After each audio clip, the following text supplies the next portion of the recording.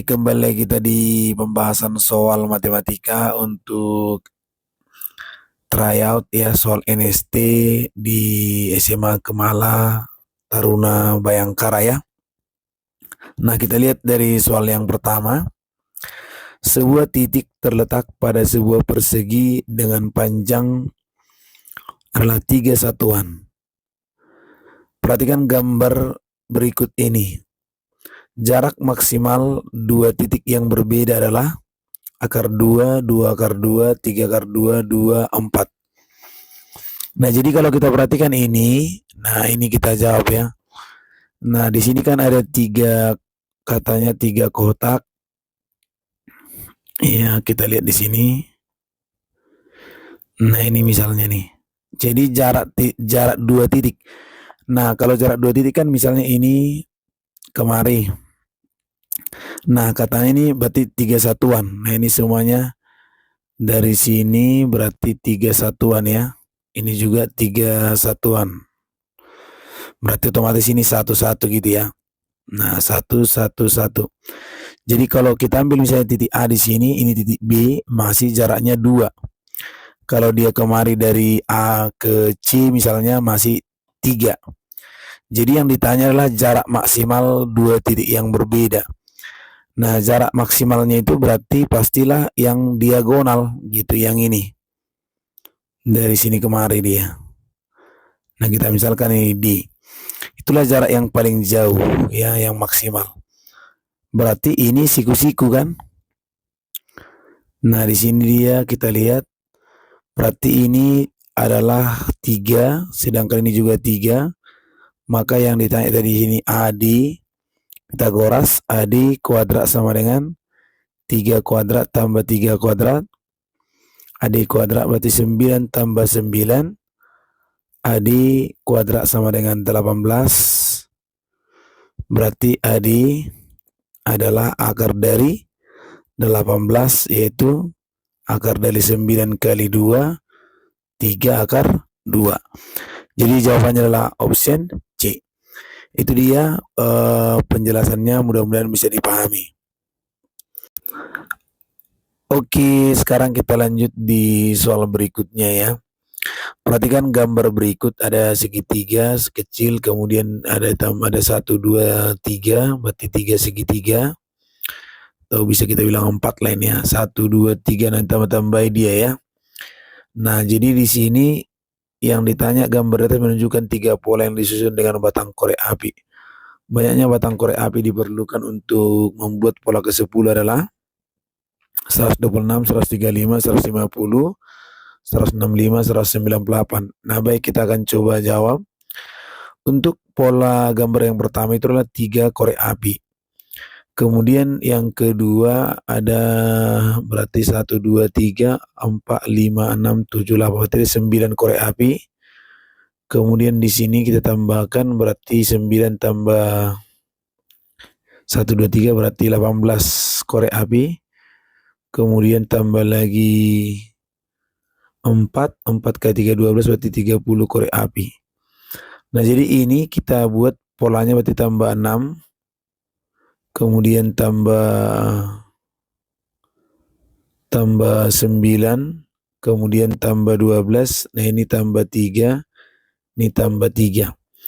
Jadi ingat, untuk ini adalah pola bertingkat dengan rumus UN sama dengan AN kuadrat ditambah BN tambah C. Nah, sekarang kita lihat berarti A-nya, dari sini kita peroleh kesimpulan bahwasannya 2A itu sama dengan 3 yang ini. Berarti A-nya adalah 3/2. Nah, untuk menentukan nilai B, kita ingat konsepnya berarti 3A ditambah B. Berarti itu ini 6. 3 kali 3/2 tambah B sama dengan 12 dibagi 2. B sama dengan 12 bagi 2 dikurang 9/2, yaitu 3/2. Nah, kemudian dari sini kita peroleh berarti A plus B plus C itu adalah 3. Nah, A-nya 3/2 tambah 3/2 tambah C sama dengan 3. 6/2 ini kan berarti C tambah C tambah 3 sama dengan 3, berarti C-nya adalah 0.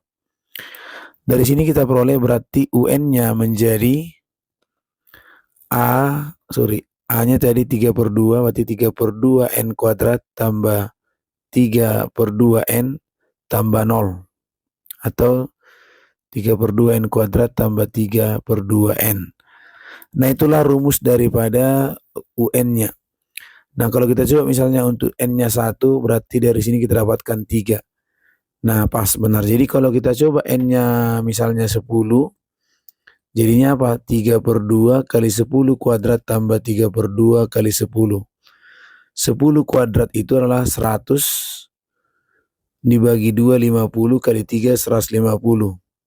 10 bagi 2, 5, 5 kali 3, 15. Maka hasilnya adalah 165. Maka jawabannya adalah option D. Itu dia pemahamannya, mudah-mudahan bisa ya. Oke, sekarang kita lihat di soal berikutnya. Di sebuah kota yang memiliki stadion bernama Batorokatong, jika kita amati gambar di bawah ini katanya.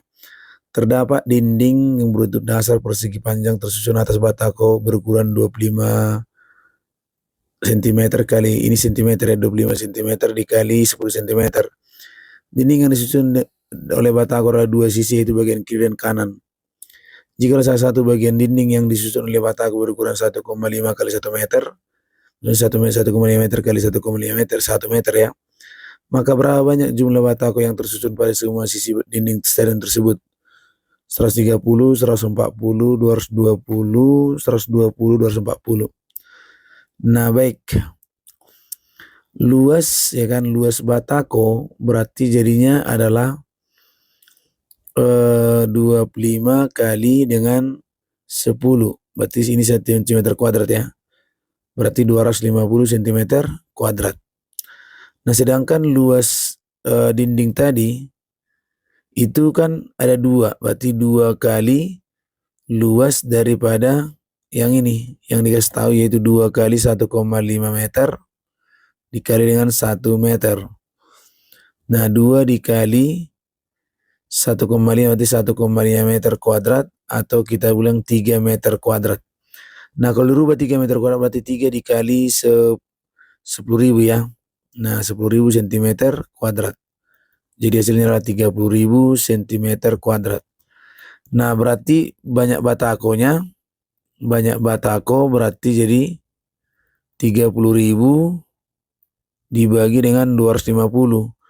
Maka dari sini bisa kita dapatkan 30 dibagi 100, 30.000 dibagi 250. Nah, berarti sekitar berapa tuh?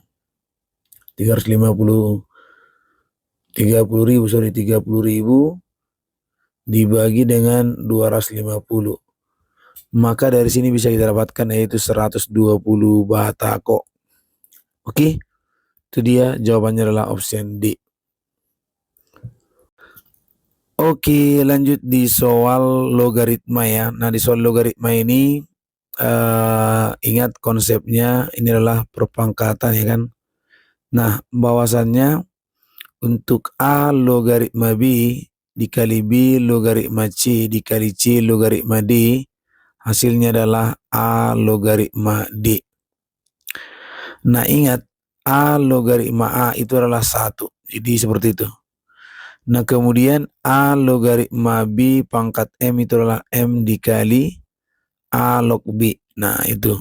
Sekarang kita lihat soalnya kan adalah R logaritma 1 per P pangkat 5 dikali Q log 1 per R pangkat 3 dikali P log 1 per Q. Nah, ini sama dengan R log P pangkat min 5 kali A log R pangkat min 3 kali P log Q pangkat minus 1. Jadi ini bisa 5-nya ke depan kita buat berarti minus 5 kali R log P dikali min 3 Q log R kali minus 1 dikali P log Q. Dari sini kita lihat berarti minus 5 kali minus 3 kali ini berarti minus 15. Nah, ini R log P kali Q log R kali P log Q. Nah, dari sini bisa kita temukan berarti yang lebih cocok berarti gini. Ini sama dengan min 15 dikali Q log R kali R log P kali P log Q ya. Maka dari sini kita lihat ini kalau jumpa, ini B dengan B, C dengan C, maka ini jumpa kan, P ke sini, R kemari. Jadi min 15 dikali Q log Q. Berarti min 15 dikali 1 hasilnya min 15. Maka jawabannya adalah option E. Seperti itu ya. Oke, lanjut lagi di soal berikutnya. Besar salah satu sudut segitiga adalah 63 derajat. Yang manakah berikut ini yang mungkin besar dari salah satu sudut lainnya? 126, 180, 116, 127, 118. Yang manakah yang mungkin besar dari salah satu sudut lainnya? Jadi kita jawab. Nah, berarti ini segitiga katanya. Segitiga ya. Jadi kalau misalnya salah satu 63 derajat, berarti kan logikanya gini, kalau ini sudut A, B, C, A plus B tambah C, sudutnya kan harus 180 derajat. Jadi kalau ini sudah 63 derajat, maka B ditambah C itu bisa kita buat nih. Berarti B tambah C harus 180 dikurangi 63. Berarti sekitar 117 gitu. 117 ya, 117. Nah, jadi 117 dia. Berarti otomatis salah satu manakah berikut ini yang besar dari salah satu sudut? Jadi kalau besar salah satu sudut berarti yang bisa itu cuma ini. Paling mungkin dia 126, ini tambah 1. Sorry, 116 di sini 1 gitu. Jadi itu yang paling bisa. Maka jawabannya adalah option C. Karena di sini 116 ditambah 1 117 kan. Nah, berarti sudutnya adalah 116, satu lagi 1 derajat gitu. Nah, itu yang mungkin. Yang manakah yang berikut ini yang mungkin salah satu sudut lainnya? Mungkin besar dari salah satu sudut lainnya. Oke.